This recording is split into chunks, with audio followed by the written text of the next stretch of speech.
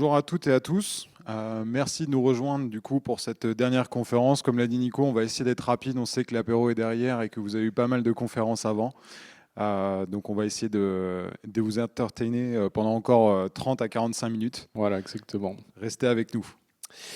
Alors, donc aujourd'hui, qui est sur scène je vais être mal poli, je me présente en premier. Donc moi, je m'appelle Nicolas Martignol, je suis chez Back Market depuis 10 mois. Je travaille avec Théo Tim qui va se présenter. J'organise aussi Devox France. Je travaille depuis 26 ou 27 ans, donc je n'ai pas 20 ans. Et je vais vous partager un retour sur le métier de principal. Et Théo Tim va le faire. Je te passe la parole. Ouais. Alors du coup, je n'ai pas 40 ans, mais je n'ai pas 20 ans non plus. Je suis entre deux, j'ai 33 ans. Moi, ça fait 6 ans et demi maintenant que je travaille pour Back Market, donc qui est à l'échelle d'une entreprise de 10 ans, ça fait un dinosaure. Et donc, je suis rentré en premier développeur, moi non, enfin en premier profil non développeur justement, premier recrue un peu plateforme, on va dire. Donc moi, j'ai plutôt un profil qui a grandi avec l'entreprise. On va dire. Voilà. Et moi, j'ai un profil d'une personne qui est arrivée dans l'entreprise après. Alors, on va vous faire un petit peu d'exercice. On va vous faire lever les bras. Est-ce qu'il y a des personnes dans la salle qui se définissent comme staff engineer, senior staff engineer ou même principal? Alors, j'utilise les termes en anglais. Allez-y, levez bien haut la main. Ok, super. J'avais une autre question à vous poser. Est-ce qu'il y a des personnes qui travaillent en ESN pour le compte de clients? Levez la main. Ok, d'accord. Est-ce qu'il y a des étudiants? Non. Ok. Il y a des gens qui bossent en start-up? Ah si, bonjour. Il y a des gens qui travaillent en start-up, peut-être? Ok, super. Ben, merci d'être là et c'est parti. Alors, du coup, on va vous raconter une histoire qu'on peut découper en cinq morceaux. Donc, pour ceux qui n'ont pas encore entendu parler de staff engineering, on va recommencer un petit peu par parler un petit peu de la discipline, positionner un peu le principal aussi dans la discipline. On va ensuite enchaîner en parlant un petit peu des comparaisons qu'on peut avoir, des différences, des rapprochements qu'on peut avoir entre un CTO et des principal engineers. Vous parlez ensuite d'une transition d'un CTO co-founder à un CTO avec un profil de senior exec. Vous faire deux retours d'expérience assez différents. On va parler un peu de la collaboration après qu'on met en place entre ces deux différents profils, qui sont très différents. Et vous essayez de vous donner quelques key insights sur la manière d'interagir avec des senior exec et des CTO en particulier. Alors, donc qu'est-ce qu'un staff engineer? Donc un staff engineer, on peut réduire ça, si on prend la quintessence de la discipline, c'est vraiment un leader technique à qui on confie des problèmes complexes à régler, qui peuvent être techniques, architecturaux, de leadership technique, et qui, au travers de son influence, en mentorant, en coachant, va arriver à générer un impact sur toute une organisation. Je vous en renvoie également à la définition de Will Larson dans son livre Staff Engineering. C'est du leadership beyond the management track. Donc un staff engineer n'est pas un manager, n'a pas de charge managériale, ou en tout cas pas de manière permanente. On ne va pas vous faire un exposé pendant 45 minutes de ce que c'est le staff engineering. Il y a des excellentes ressources en français. On vous en a mis deux d'entre elles par les copains. Donc, par Hugo Lassiège, qui est cofondateur et CTO de Malte, et Dimitri Bailey, qui travaille chez nous en staff également, qui parle du career track, de l'arrivée vers le staff engineering et qu'est-ce que c'est finalement. Et Hugo a fait une vidéo qui est dédiée à ce rôle-là, qui vient de sortir. Donc on vous invite à aller la regarder. C'est très complémentaire de ce talk. On va vous définir quand même un petit peu ce que c'est au travers déjà de notre expérience, tout simplement. Donc en fait, quand on prend des organisations qui commencent à avoir pas mal de développeurs, alors le pas mal pour moi, c'est on passe la barre des 50 développeurs ou même une centaine de développeurs. Ce qu'on a vu dans les entreprises, dans les startups les dernières années, mais pas que, dans les scale-up, c'est qu'il y a une track qui est apparue. Donc il y a la track du management que vous connaissez tous. C'est-à-dire qu'on est développeur, senior développeur, et puis après on passe engineering manager ou chef de projet ou tech lead. Donc ça c'est la voie classique qui est plutôt une voie qui va vers le management. Vous allez gérer des personnes avec vous.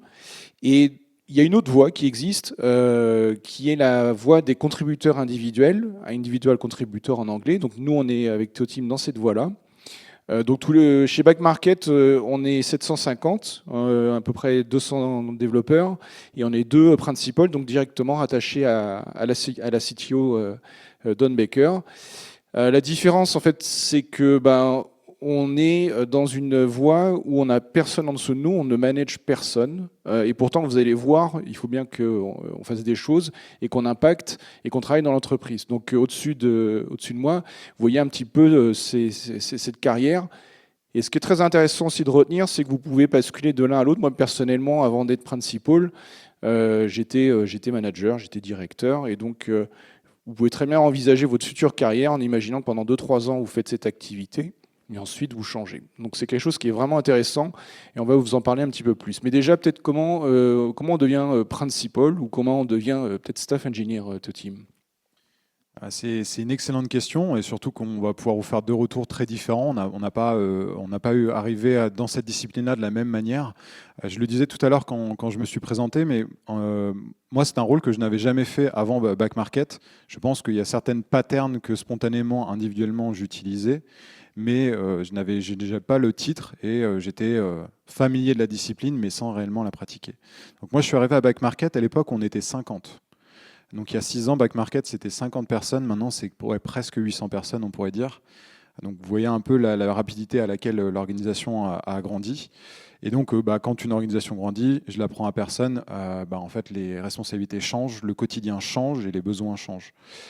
Donc moi, je suis passé de contributeur individuel lead DevOps à passer par le management pour créer les équipes de la plateforme. Et ensuite, je suis repassé staff engineer.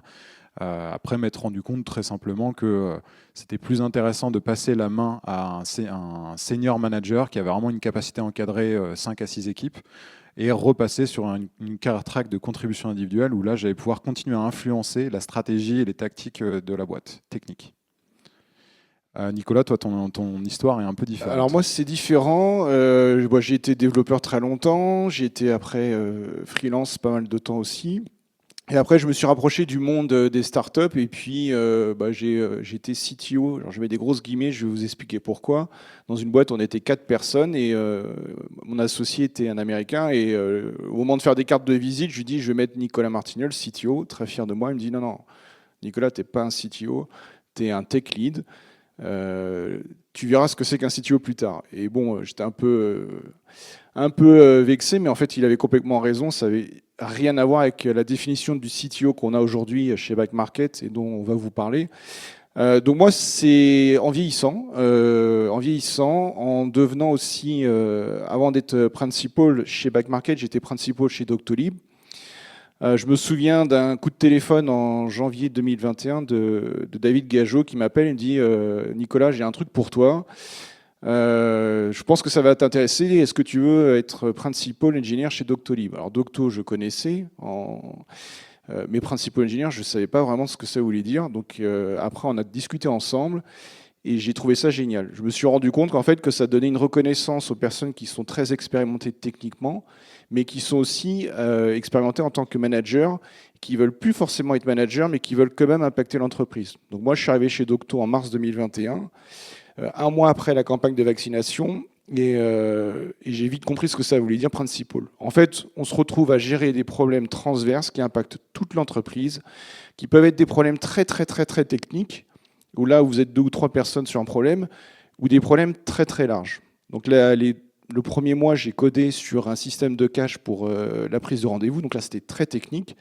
Et un peu plus tard, j'ai travaillé sur la sécurité, un problème très transverse. Donc en fait, j'ai compris ce que voulait dire principal. Et j'ai décidé de rejoindre Back Market en janvier de cette année parce que j'avais justement envie d'impacter, d'avoir des challenges. Et puis chez Back Market, il y a justement des projets sympas, des projets de migration, des trucs dont on va vous parler. Mais on va vous parler aussi avant de ça de comment on travaille avec notre CTO et que vous compreniez bien la différence. Et donc Nicolas commençait à le dire, en fait la vie d'un principal, c'est tout ce qui va tourner autour de l'impact. C'est une obsession absolue. Je pense que c'est le mot qu'on devrait utiliser le plus quand on parle de la discipline, dans le sens où vraiment ce qu'on cherche à faire, c'est réellement en s'orientant outcome et pas output, pour ceux dont ça parle, vraiment à chercher des résultats précis qu'on peut quantifier et qui qui amènent réellement des bénéfices à l'échelle de l'entreprise. Donc c'est un mix entre stratégie et tactique. On peut à la fois agir en faisant du leadership, en accompagnant certaines équipes sur la construction d'un projet architectural, sur le choix d'une technologie, parfois sur comment collaborer avec un autre département, si on prend par exemple des disciplines telles le SEO, comment travailler avec les équipes marketing sur la web perf, comment arriver à leur amener des résultats. Et on peut aussi faire de la tactique. On peut aussi faire de la contribution de code individuel directement nous. On peut aussi faire des code reviews comme la plupart des développeurs seniors. On peut faire du programme management. Donc project management, chez nous, le programme management, ça va vraiment être tout ce qui est très très transverse, à la fois dans le temps et à la fois en termes de nombre d'équipes impactées. Et c'est pour ça qu'on vous a mis l'image de pieuvre un peu sur pas loin du beffroi, c'est qu'en fait, on doit tout le temps changer de posture pour avoir le bon impact au bon moment. Et ça, c'est une des vraies difficultés, je pense, de la discipline, c'est le context switching qui s'additionne à un changement de posture. On peut être sur un projet où on code et en même temps devoir faire un apport stratégique sur certains C-level. Donc ça, c'est vraiment l'enjeu. Ce qui fait rarement de nous des experts. Ouais, ça c'est un truc qui est super important. Donc moi, quand je suis arrivé chez Doctolib, je viens du monde Java et j'ai fait beaucoup de Scala. Quand je suis arrivé chez Doctolib, c'est un monolithe Ruby on Rails. Donc là, vous débarquez au Japon, ça n'a plus rien à voir avec ma zone de confort et je me retrouve au même niveau qu'un junior qui vient d'être embauché. Donc évidemment que quand on m'embauche, on ne m'attend pas pour que je contribue sur Ruby on Rails. C'est pas du tout pour ça que je suis là, quoi. Donc en fait, quand on est développeur, on veut être senior, on veut être expert. Moi personnellement, j'ai eu le sentiment de monter des montagnes. On arrive en haut de cette montagne, on se retrouve expert de, je sais pas, React, Angular, ce que vous voulez. Et en fait, petite déception pour vous, c'est vous verrez qu'après, il y a encore d'autres montagnes à monter et qu'en fait, la voie de l'expertise technique est intéressante, mais que ce n'est pas une finalité en soi. À 40, 45 ans, vous vous ferez éclater par des jeunes de 20, 25 ans qui peuvent passer 30 heures par semaine, qui seront largement meilleurs que vous. Donc première chose, on fait le deuil de cette expertise technique et pourtant on code. Pourtant aujourd'hui, je fais du Python, en ce moment je fais plutôt du TypeScript, mais l'attente que l'entreprise elle a de nos rôles respectifs, c'est pas du tout d'être le meilleur développeur, ça n'a plus rien à voir. On est là parce qu'en fait, Théotime par son expérience dans l'entreprise et moi par mon expérience en étant un petit peu plus senior, on est là parce qu'en fait on est des développeurs, parce qu'on a connaissance d'un écosystème et parce qu'on est capable de trouver des solutions et de les anticiper. C'est pour ça que la stratégie et les tactiques c'est super important. On va vous expliquer un peu notre quotidien pour que vous compreniez. Alors si on essaie de se projeter un peu du coup dans nos activités, on commençait à pas mal toutes les évoquer. On vous en a mis quelques-unes, un peu un espèce de menu que vous pouvez avoir d'un principal engineer. Donc on peut faire de l'ops, du programme management encore une fois, on participe à pas mal de rituels. On a mis Hollands, mais là c'est pas forcément que l'audience, ça peut être prendre la prise de parole devant la totalité de l'entreprise. Voilà, ce qui arrive quand même assez souvent. Gérer des incidents, mais aussi les suivre dans les follow-ups, s'assurer qu'on arrive à pas juste fermer un incident et en fait le mois d'après il se répète, et essayer d'améliorer à chaque fois le processus. Participer au post-mortem, au review de ces incidents, aller voir les stakeholders, s'engager avec les C-level, s'engager avec les autres niveaux 7 de la boîte, donc des ressources stratégiques, des directors, des business managers, etc. Et participer au pourquoi tu as mis lunch lunch chez Focus Time? Tu veux en parler ou Très bon point. Alors Focus Time, je pense qu'on a tous le problème, peu importe notre titre en fait, quelque part, qu'on soit junior jusqu'à CTO, on a du mal à toujours gérer notre temps, mais c'est hyper important de rester en contrôle de son agenda quand on est principal engineer, ça c'est sûr, parce que sinon on arrive vite dans une pattern où on va être busy, donc occupé, mais pas réellement impactant. Donc il faut rester en contrôle de son emploi du temps et forcer un petit peu les choses. Le lunch, c'est un moment où on peut faire de l'influence. C'est un moment où, avec des personnes de confiance, on peut essayer de dire « je ne suis pas d'accord avec ton sujet, je pense qu'on devrait faire ça, voici l'idée stratégique que j'ai ». Donc le lunch, même si c'est un moment de repos, c'est aussi un moment assez important pour nous où on peut avoir ces discussions-là. Surtout avec des ressources qui sont occupées tout le temps. Oui. Si on regarde l'agenda, alors on vous a mis un snapshot d'une semaine typique avec des grandes guillemets, parce que ça changera selon la taille de l'entreprise, selon la culture de l'entreprise, le nombre de principaux ou de staff. Ça change énormément. Vous avez un petit code couleur qui vous permet un peu de naviguer la chose. Le rouge, vous allez retrouver des rituels où il y a plus une question d'influence, de leadership, d'alignement. Le code couleur vert, où là, vous allez avoir quelque chose qui est un peu plus reposant, qui va être un peu plus un moment de montée en compétence avec de la veille technologique, lire des documentations. Alors, bon, on a mis lire des documentations, c'est du repos. Ça se débat. Des lunchs et on a mis en bleu les activités vraiment de contribution plutôt directe. On pense à contribution sur des décisions d'architecture, faire du coding, faire des reviews pour le domaine fonctionnel sur lequel on est actif en ce moment, de l'incident review, etc. etc. Et en fait, en préparant ce sujet-là, alors on travaille jamais tous les deux ensemble. On est échangeable sur certains problèmes. Parfois, on travaille à deux quand on veut avoir à la limite deux regards, mais c'est assez fréquent que Théotime a sa semaine et moi, je bosse de mon côté. Donc, on a des moments de synchro forts.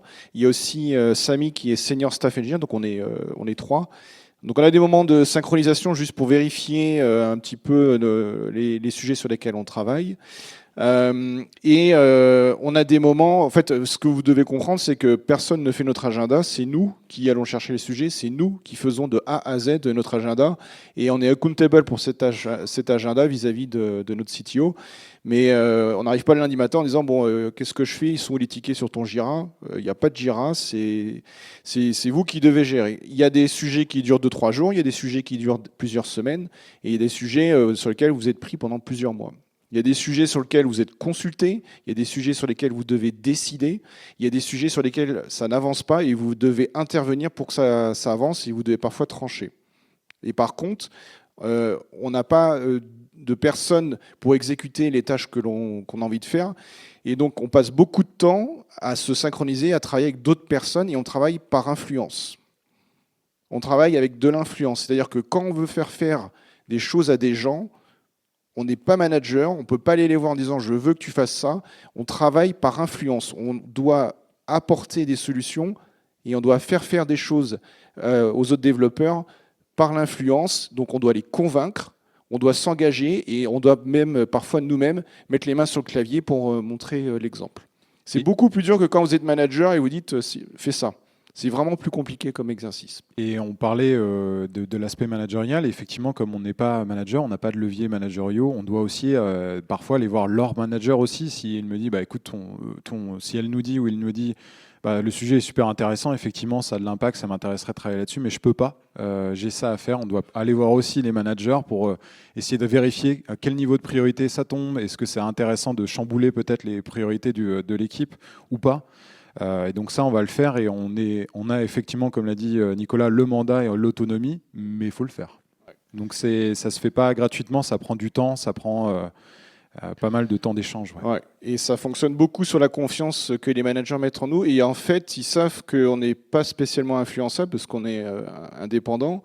Donc ça permet de travailler, d'avoir une relation de travail assez différente avec les managers. On n'est pas là pour une promotion, on est tous les deux en haut de la chaîne alimentaire des développeurs, donc il n'y a pas de poste au-dessus, et on n'est pas du tout dans cette dynamique-là. On est directement rattaché à la CTO, donc les sujets sur lesquels on intervient, on a l'autorité pour trancher, et donc il n'y a pas de politique. Il y a des gens qui disent, vous faites de la politique. Non, en fait, il n'y en a pas. On n'est pas des personnes dans une sphère d'influence, donc on travaille uniquement au service des autres personnes et de l'entreprise. Voilà. Alors, on va parler un peu de CTO. Oui, alors donc, dans ce que vous avez vu avant, vous avez dû vous dire, pour ceux qui travaillent là, en ce moment dans des petites structures ou des startups, ou même early stage, scale-up, vous êtes en train de dire, putain, ça ressemble vachement à l'agenda quand même de mon ou ma CTO. Et c'est probablement vrai. En fait, on a des agendas qui sont similaires à des petits CTO, on va dire, moins l'apport administratif et réellement purement managérial de direction, parce qu'on n'a encore une fois pas cette casquette-là. Mais c'est un agenda qui est quand même assez comparable. Par contre, quand on passe dans une entreprise où on est à plus grande échelle, où on reporte directement à un senior CTO, c'est complètement différent. Parce que là, le CTO s'oriente vraiment naturellement sur des discussions, des décisions stratégiques, et n'a plus du tout le temps pour la tactique et certains suivis d'activités. Donc il fait là vraiment, ou elle a vraiment, pour nous, un rôle managérial fort, une direction stratégique, et c'est à nous d'essayer de trouver, d'amplifier sa direction. Donc nous, chez Back Market, on travaille avec Dawn Baker, elle est américaine, et elle est passée chez Google, elle est passée chez LinkedIn, chez Firebit. Ce qui est intéressant, c'est de comprendre comment on fonctionne du coup avec des personnes, des personnes exécutives, comme des seniors exécutifs, comme disait Théotime, je cherchais le mot dans ma tête. Alors, pendant la semaine, on a un moment où elle a tous ses direct reports, donc on se voit pendant 1 heure, donc il y a nous deux plus Samy, donc les 3 staff seniors, et les directeurs. Et donc pendant 1 heure, on se retrouve avec les directeurs, ce qui est très intéressant pour nous 3. Et elle, en fait, quand elle fonctionne, son agenda, c'est qu'il y a des sujets qui doivent être traités par la voie du management et qui vont être plutôt sur les directeurs. Et il y a des sujets qui sont plutôt pour les principaux. Et il y a des sujets, évidemment, vous l'avez deviné, qui sont transverses, quoi. Et nous, ça nous permet de se resynchroniser aussi avec ce qui se passe côté management, de s'assurer qu'on part sur dans la bonne direction, quoi. Donc, comment on fait pour travailler au quotidien ? Moi, j'aime bien expliquer mon boulot en disant qu'on essaye de prédire le futur, ou on essaye de faire que le futur soit comme nous, on a envie qu'il se passe, et on essaye d'anticiper. Quand moi j'ai rejoint Doctolib, donc c'était Nicolas Neyer qui avait eu cette idée de créer ces postes-là. Doctolib avait 8 ans d'existence, il y avait 5-6 personnes comme Théotime qui avaient grandi en même temps que l'entreprise, mais il n'y avait que des internes, il n'y avait pas assez d'externes. Et donc Nicolas Neyer a recruté d'abord David Gageot, et ensuite David a recruté 3 personnes qui avaient plus de 20 ans d'expérience, dont moi. Et on se retrouve dans cet univers, et la première semaine, on est 7-8, et donc Nicolas nous dit, votre boulot, les gars, c'est que vous allez devoir prédire le futur, ou faire en sorte que le futur se passe bien, parce qu'on est en mars 2021, on démarre la campagne de vaccination en France, et là, on comprend que ça va être rigolo dans les prochains mois. Alors, comment on anticipe le futur ? En fait, c'est important de se créer un réseau, c'est-à-dire que tous les deux, on fonctionne. Théotime, lui, il était là, il a grandi en même temps que l'entreprise, donc il a des connexions avec pas mal de personnes dans l'entreprise. Moi, j'ai pas ce patrimoine, donc il faut se créer ce patrimoine, et il faut se créer un réseau en ayant différentes techniques. Donc, chez Back Market comme chez Docto, quand je suis arrivé, j'ai d'abord humblement rejoint une équipe. Chez Back Market, j'ai passé 2 mois et demi dans une équipe où il n'y avait qu'un seul développeur back-end junior. Et il fallait qu'on décommissionne un provider d'assurance pour basculer vers un autre avant le 1er mai. Donc il y avait quand même un enjeu. Et donc j'ai bossé, on a travaillé ensemble. J'ai vu de l'intérieur toute la vie d'un développeur Python sur du Django, comment ça se passait, la CI, la mise en production et ainsi de suite. Après, j'ai quitté cette équipe-là, je suis allé faire du front-end. Le front-end est un gros sujet chez nous en ce moment. Et là, j'ai repris toute la partie front-end. Donc, c'est un mix d'architecture, un mix d'organisation, et pour anticiper les problèmes qui sont arrivés, qu'on avait bien prévus. Donc voilà, donc l'anticipation, ça se passe par des tactiques, mais essentiellement, on fonctionne avec les personnes et on s'invite. Il ne faut pas avoir peur de faire des one-one, d'aller rencontrer les gens et d'aller discuter avec eux. Il y a un point sur lequel, quand on a préparé ce sujet, on a discuté pas mal tous les deux. Alors, si on se recentre un petit peu sur les gens qui créent des startups, les CTO fondateurs, on se demandait est-ce qu'un CTO fondateur serait un bon principal. Je vais te passer le micro, puis je reprendrai derrière. Je raconterai mon expérience. Moi, je pense pas. Enfin, je vous dévoile pas ce que j'en pense. Je vais d'abord passer le micro à Théotime. Alors, on n'était pas complètement d'accord sur le sujet, on est d'accord sur les grandes lignes. Moi, je pense que ce qui est en tout cas sûr et certain, c'est qu'on ne peut pas être CTO et principal en même temps. Si on l'est, c'est qu'on est en train d'ausculter complètement comment je peux dire ça ? Offusquer ? Ouais, offusquer complètement, pardon, un pan de son travail, tout simplement parce qu'en fait, c'est un agenda full-time. Peu importe la taille de l'entreprise, on ne peut pas faire les deux en même temps, c'est impossible. Et surtout, très important, un CTO, encore une fois, a l'autorité c'est un manager, et le principal ne l'a pas. Donc quand on est CTO et qu'on fait le principal engineer, en fait, on a la casquette, le bâton, le tempo, on dirige tout. Donc ça peut marcher sur des figures charismatiques, mais la réalité, c'est que ça n'est pas censé fonctionner la plupart du temps, pas en même temps. Et il y a un truc qui est important. Donc moi, je pense sincèrement qu'un CTO serait un mauvais principal. Je pense que le profil d'une personne qui fonde une entreprise et les enjeux et les problèmes auxquels il répond n'ont pas grand-chose à voir avec le travail que nous on fait tous les deux. Je pense pas que on passe de l'un à l'autre. Je pense que c'est vraiment deux tracks complètement différentes. Et pour vous confirmer ça, en fait, chez Doctolib comme chez Back Market, il se trouve que les fondateurs techniques ne sont pas devenus CTO. Et Jessie et Yvan, les deux fondateurs techniques, ont créé Doctolib avec Stan Knox. Vers la 7e ou la 8e année, se sont rendus compte qu'ils ne pouvaient pas être CTO, qu'ils n'avaient pas les compétences et qu'ils ne savaient pas faire opérer une boîte avec 70-80 développeurs. Ils avaient 31 ou 32 ans à l'époque. Et ils sont allés chercher donc du coup Philippe Villemar aux États-Unis, un Canadien, pour venir. Et aujourd'hui, c'est Alex Calzuni, un autre Américain, pour prendre le rôle de CTO. Et comment ça s'est passé chez Back Market ? C'est une bonne question et en fait c'est un peu la même pattern mais cette fois-ci pour les IC. Donc moi j'ai travaillé pendant longtemps avec Quentin Le Brewster qui était CTO et cofondateur de Back Market et en fait lui n'avait pas à ce moment-là de besoin immédiat de senior, d'un senior exécutif pour le remplacer mais cherchait des savoir-faire techniques très seniors parce que Back Market passait d'une boîte où on avait 10 développeurs à dans 2 ans il faut qu'on soit à peu près 100. Donc là, ça va être très, très, très rapide. Et donc, il a été chercher quelques profils très seniors techniquement. Et à l'époque, c'était plutôt ça que j'apportais à Back Market. Donc lui, il ne pouvait pas être principal parce qu'il n'avait pas les capacités techniques pour pouvoir monter tout le monde en compétences et le leadership. Mais en revanche, il savait exactement, en termes de vision et de stratégie, où il voulait emmener l'entreprise avec les autres fondateurs. Vas-y. Et donc, du coup, si on vous met en exergue les différences principales que vous allez voir entre un CTO et des principals. Donc ça, c'est vraiment important. Principal, staff engineer, peu importe. Hein. Mais c'est vraiment les 3 différences majeures qu'il faut garder en tête. Le premier, ça va être vraiment le premier aspect, ce qu'on est censé apporter à un CTO, c'est la reach. On n'est pas des managers, ce qui fait qu'on peut naviguer dans l'organigramme un peu entre les niveaux et surtout un peu en transverse dans tous les départements. On peut aller parler à des IC1, on peut aller parler à des managers seniors, on peut aller voir tout le monde. Donc on connaît forcément les contextes locaux mieux qu'un CTO. Mais on n'a pas forcément, nous, accès des fois au board ou à ce genre de groupes sociaux. Et on peut naviguer les timelines. Alors qu'un CTO, on lui demande de faire encore une fois de la strat, de la planification, d'anticiper le futur à très long terme. Le deuxième aspect, ça va être le leadership. Encore une fois, on ne va pas insister plus encore que ça. Vous l'avez compris, on n'est pas des managers. Donc on est beaucoup plus indépendant et des fois, on peut advocate très fort aussi pour les développeurs et pas nécessairement aussi que uniquement via la direction stratégique. Et le troisième point, c'est la technicalité. On l'a dit, l'aspect technique. On doit penser vraiment grande image technique, la destination architecturale, mais on doit être aussi capable de contribuer, de ce que ça veut dire de contribuer. Quelle est la développeur expérience? Est-ce qu'ils sont dans les bonnes situations pour coder? Et tout ça, ça dépend réellement du contexte, parce que c'est très très différent entre un CTO fondateur et un exécutif très senior qui arrive en tant que nouveau CTO.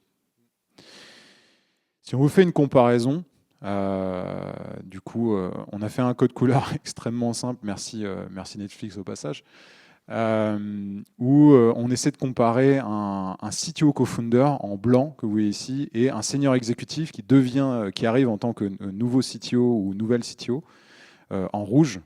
Vous attardez pas trop sur l'aspect vraiment technicality qu'on a mis ici, l'aspect technique, parce que ça peut évidemment changer énormément en fonction des startups. Si on parle d'un SaaS qui a été créé, un CTO co-founder va forcément avoir une empreinte technique qui est très différente d'un senior exécutif qui arrive quand l'entreprise fait 500 employés et que là, les besoins ne sont plus du tout les mêmes.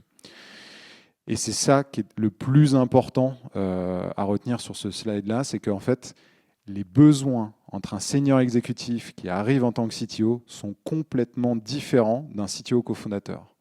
Et donc notre rôle à nous n'est plus du tout le même. Quand Quentin Q a passé la main à Don Baker à Back Market, à ce moment-là j'étais seul en principal engineer dans Back Market. Je suis passé de quelqu'un qui connaît tout le monde, parce qu'il a recruté tout le monde, littéralement. Avec la culture qu'on avait, il voyait presque 100% des personnes en entretien également. Donc il n'a pas besoin que j'étende sa reach, pour revenir à la question tout à l'heure. Il connaissait tout le monde, quoi. Il connaissait tout le monde, donc c'était pas une attente qu'il avait sur moi. En termes de leadership, il avait quand même réussi à emmener cette entreprise jusqu'à cette taille-là, donc il avait une légitimité, il connaissait pas mal de patterns, mais il était la tête dans le guidon depuis 10 ans. Et donc, du coup, on passe d'un profil comme ça, qui connaît tout au sein d'un contexte précis, à une personne qui a déjà fait ça à Fitbit, à LinkedIn, à Google, sur des entreprises qui sont très différentes, de tailles différentes et de cultures différentes. Et donc là, on n'a plus du tout le même rôle en tant que principal. À ce moment-là, je comprends très très vite qu'elle ne connaît personne dans l'entreprise. Et même si elle dépense une énergie énorme pour rencontrer tout le monde, pour se rendre accessible, etc., elle ne pourra jamais connaître tout le monde. Alors raconte peut-être comment tu as justement géré l'arrivée, donc il y a 2 ans de Don Baker. Comment tu t'y es pris justement pour améliorer son reach, pardon. Alors, du coup, il y a des patterns un peu simples. On vous en met quelques-unes ici, mais c'est pas une bible. Trouvez réellement les patterns qui font les plus sens chez vous. Mais un des trucs que j'ai fait pour préparer l'arrivée de Dawn, c'était de faire une très grande liste, hiérarchisée évidemment, pas un livre de Marc Lévy. Mais l'idée, c'était de lui mettre des points spécifiques. Voici, il y a ce sujet-là organisationnel ou ce sujet-là technique. Une brève description pour qu'elle comprenne, encore une fois, rapidement de quoi on parle. Quelles sont les conséquences négatives ou positives pour l'entreprise? Et qu'est-ce que ça représente en charge mentale pour nous, les leaders, ou pour moi individuellement? On dissocie les deux parce que des fois, on peut avoir évidemment une charge mentale énorme sur quelque chose qui a peu de conséquences pour l'entreprise. Donc c'est important de lui donner les clés de lecture pour qu'elle voit qu'on est capable aussi de faire la différence évidemment entre les deux. Un point qui peut paraître qui est un peu surprenant, mais c'est une question de sphère. Est-ce que c'est dans votre sphère de contrôle, d'influence ou de concern? Donc est-ce que c'est quelque chose que elle peut contrôler de A à Z, elle peut modifier complètement. Donc ça peut être par exemple, on doit faire un choix architectural sur une stack front-end. C'est dans la sphère de contrôle d'un CTO. Elle n'a pas besoin de demander l'aval du directeur marketing pour pouvoir faire ce changement. En revanche, il y a des sphères un peu plus lointaines d'influence. Donc ça, c'est un sujet qui est probablement peut-être dans un autre département, ou en tout cas qu'on ne peut pas décider en autonomie. Donc là, l'idée, c'est lui donner les clés de lecture. Qu'est-ce qu'elle peut faire elle-même en autonomie? Et les sphères de concern, enfin, c'est quelque chose qui va vous générer une charge mentale probablement ou du stress, mais sur lequel vous n'avez finalement quasiment aucun impact. Donc ça peut être quelque chose, un changement dans le marché en ce moment. Les taux des banques centrales qui augmentent, etc. Donc quel impact sur les suppliers, ce genre de choses. Pour nous, c'est ce genre de discussion. Et à la fin, on suggère des actions, et ça, c'est hyper important. Ouais. On n'est pas juste là pour dire qu'il y a un problème. Et il y a ce problème, où on pense qu'il va y avoir ce problème, et on a des solutions. Ça, c'est hyper important. Et les solutions, il faut avoir un peu de créativité, un peu d'imagination. Et il y a rarement la partie technique dans les solutions, elle est là. Mais c'est souvent des programmes, c'est-à-dire on sait que toi tu travailles par exemple sur la fraude, on sait que ça impacte plusieurs équipes, donc aucune équipe ne sera capable de le faire. C'est pas que de la sécurité, il y a de la finance, il y a de la compliance. Donc on sait que le problème il est dilué, mais il existe. Donc du coup, ok, on va le résoudre. Qu'est-ce qui est urgent qu'il faut faire tout de suite? Qu'est-ce qu'on va faire sur le plus long terme? Et qu'est-ce qu'on va faire pour éviter que ça revienne, quoi. Donc vous voyez, vous commencez, je pense, à voir le genre de sujet qu'on est amené à traiter. Et encore une fois, ça s'applique à tous les niveaux de seniorité. Si vous avez un nouveau manager qui arrive, ça peut être une pattern qui est très intéressante pour l'aider à avoir beaucoup d'impact très rapidement dès le début. La deuxième chose qui est assez importante, c'est porter le message. Encore une fois, on prend des exemples très simples mais très importants. Quand un CTO ou quand un VP ou quand un manager senior arrive dans une entreprise, on dit souvent qu'il a 6 mois, 9 mois pour avoir un impact maximal. Il arrive, il a énormément d'énergie, il n'est pas encore happé par plein de sujets qui tournent, donc il va faire des choix stratégiques, il va prendre des sujets et décider de les adresser. Et souvent, ça fait changer de direction l'entreprise. Et c'est important parce que c'est souvent ce que les CTO, co-founders attendent d'eux justement. Au moment de les remplacer, c'est de prendre tous les sujets qui n'ont pas encore été pris et d'y aller vraiment très fort. Juste pour appuyer ce qu'il vient de dire, donc depuis qu'elle est arrivée, on a migré de AWS à GCP. On opère sur 3 plateformes, sur 18 pays, Asie, Europe, États-Unis. On a quasiment tué le monolithe pour aller vers une architecture orientée microservices.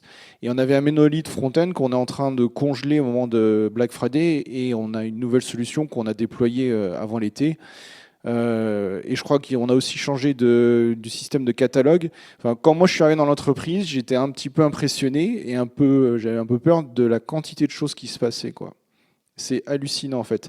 Et c'est important parce que si vous faites pas ça, vous devenez de plus en plus cher et votre solution en fait n'est pas plus intéressante que d'autres.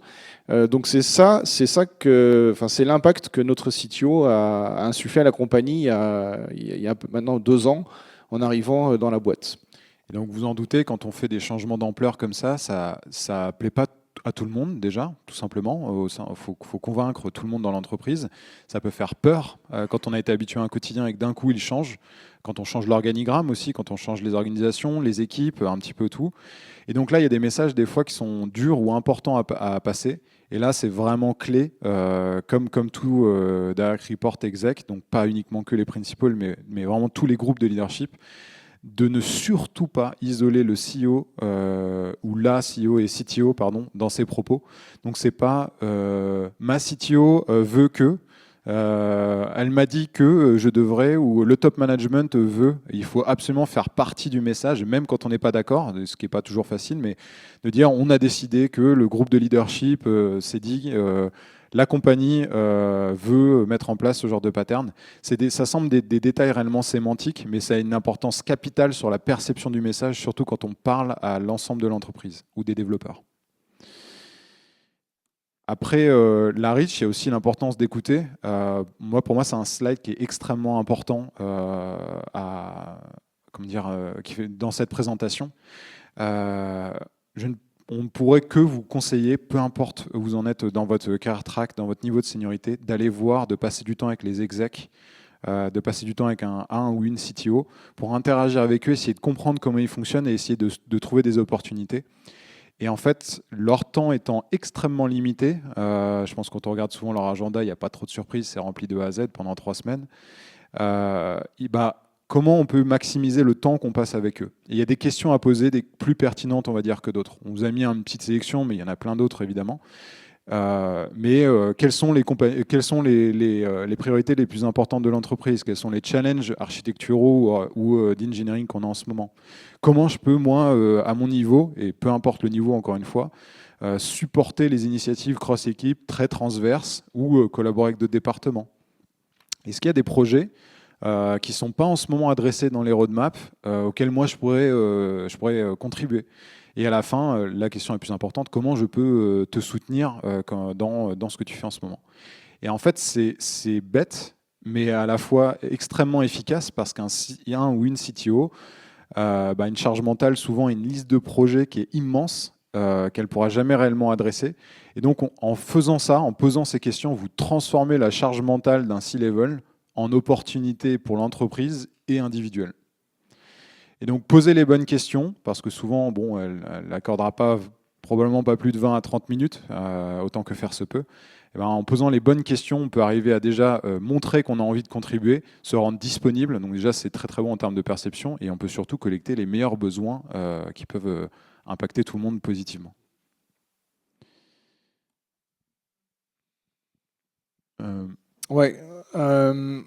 Donc en fait, notre mission c'est quoi? Et si la track staff engineer, senior staff et principal vous intéresse, donc c'est influence, impact. Je pense que c'est les mots qu'il faut retenir. Quand vous êtes staff engineer, souvent l'impact que vous allez avoir, ça sera plus que votre équipe, ça va être les équipes à côté. Et c'est déjà très intéressant. C'est s'intéresser à des problèmes qui vous concernent vous, mais qui concernent aussi 2-3 équipes autour de vous, que ce soit sur de la CI, du déploiement, sur l'architecture, sur la mise à jour des librairies. Il y a toujours des sujets qui intéressent plus que votre équipe. Quand vous devenez senior staff, alors je vous prends l'exemple de Back Market, vous allez être attaché à un domaine ou un chapitre. Donc un domaine, c'est tout un domaine fonctionnel, par exemple les gens qui font toute la partie facturation, et un chapitre, c'est back-end ou front-end. Donc Guillaume, qui est l'un des staff engineers côté front-end, en plus d'un travail dans une équipe, il continue à développer, il intervient sur toute la partie front-end et il fait un travail vraiment remarquable. Et quand vous êtes principal, vous travaillez sur l'ensemble de l'entreprise. L'attente en fait de notre rôle, c'est que l'on impacte l'ensemble de l'entreprise et je dirais même à l'extérieur. On est attendu aussi sur des impacts extérieurs.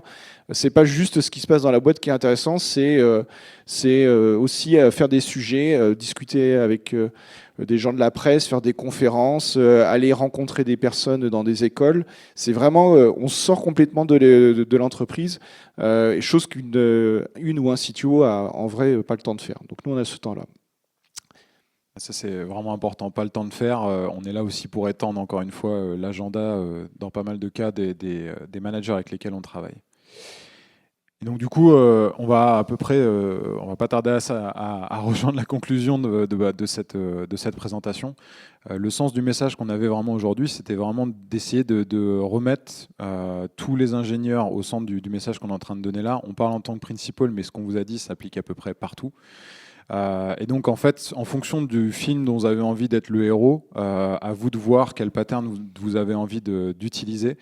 Mais gardez en tête que l'influence, c'est pas la politique, c'est juste le fait de se convaincre. On le fait finalement tout le temps, dans toutes nos situations sociales. Et donc, il faut apprendre à se comprendre, apprendre à se convaincre en fonction des objectifs qu'on s'est donnés. Que vous vouliez rester senior engineer, et ça, c'est très important aussi, on voulait inciter avec Nicolas là-dessus. Passer dans la pattern de staff engineer, c'est parce qu'on a vraiment envie d'augmenter son impact. Et généralement, plus on y va, plus on s'oublie. Parce qu'on commence à faire de plus en plus de choses en fonction de leur impact, moins en fonction du plaisir qu'on y trouve. Donc là, il faut vraiment être grisé, encore une fois, par l'impact. Sinon, ça va être très difficile. Il y a beaucoup de gens, malheureusement, ça n'est pas arrivé chez nous, mais qui rejoignent la discipline pour se rendre compte que c'est exactement ce qu'ils ne voulaient pas faire. Donc senior engineer à très long terme, c'est complètement une voie possible. Si en revanche vous commencez à être intéressé par l'influence, mais sans les leviers managériaux, le staff plus, c'est vraiment intéressant. Engineering manager, on a mis un peu une photo à la Breaking Bad. C'est une carrière en tant que telle. Il y a pas mal de charge mentale, mais du coup, on s'éloigne progressivement peut-être de la technique. C'est intéressant enfin, moi, je conseille aux plus jeunes, entre guillemets, je pense que le management est très intéressant. On apprend énormément. Ça nous fait travailler plus sur la partie soft skill, la partie technique, la partie gestion de projet, la partie compréhension des besoins des clients que vous aviez acquis quand vous étiez développeur. Ça vous servira toujours. Mais après, vous découvrez aussi que gérer les copains, ça peut être sympa, comme ça peut être beaucoup plus compliqué. Mais je pense que c'est quand même quelque chose qui est vraiment intéressant d'expérimenter. Et moi, pour mon expérience personnelle, j'ai navigué entre les deux avec plaisir. Et à chaque fois quand je l'ai décidé. Et par contre, je suis là aussi pour vous dire, voyez, on peut avoir plus de 40 ans et continuer à être développeur. Je mets des grosses guillemets autour de ça. C'est vraiment quelque chose qui est rassurant de se dire on n'a pas besoin de devenir super manager, super directeur, ou même là, le message qu'on vous dit aujourd'hui, vous n'avez pas besoin de devenir CTO pour vous amuser, pour avoir un métier qui est sympa, avec des gens sympas, et avoir un impact qui sert à quelque chose. Voilà. Et on va vous laisser sur ce slide. On en profite pour vous dire de manière assez importante. On a créé donc une communauté qui s'appelle Staff 42 il y a quelques mois maintenant. On est plus de 300 là sur un Slack et on essaie de se voir de manière régulière, d'organiser des meet-up. On essaie vraiment de réunir un peu la communauté et de forcer les échanges. C'est un groupe très hétérogène dans le sens où vous allez retrouver des staffs, des principals, des distinguished, de très très grosses entreprises. Blablacar, Malte, Google, on a des gens de partout en France. etc. On a fait le choix de faire que francophone pour justement voir si est-ce qu'on est 10. Et en fait, on n'est pas 10, on est presque 300. Il y a maintenant des groupes qui se sont mis à Lyon, à Bordeaux, alors je ne sais pas pour Lille. Et en fait, on se rend compte qu'alors après, il y a des gens, quand on leur explique ce qu'on fait, et ils ont un autre titre, mais en fait, ils se définissent, ils se reconnaissent complètement dans les échanges qu'on a sur le Slack. Donc, ne vous attachez pas forcément au titre que vous avez aujourd'hui, mais réfléchissez à ce que vous faites. Et peut-être que, sans le savoir, vous êtes déjà des personnes qui sont avec le rôle de staff engineer. Je dis bien le rôle. C'est important d'être là-dessus. Donc dans les échanges, vous trouverez souvent un peu un tripartite. Vous trouverez toujours des échanges techniques, architecturaux, des échanges way of working et beaucoup d'échanges sur le leadership. Donc on essaie de mélanger un peu les trois pour que tout le monde puisse s'y retrouver. Donc voilà, c'est à peu près tout. Merci de nous avoir écoutés. Merci à vous. Puis si vous voulez nous trouver, nos adresses e-mail sont au-dessus de nous. Merci pour votre temps.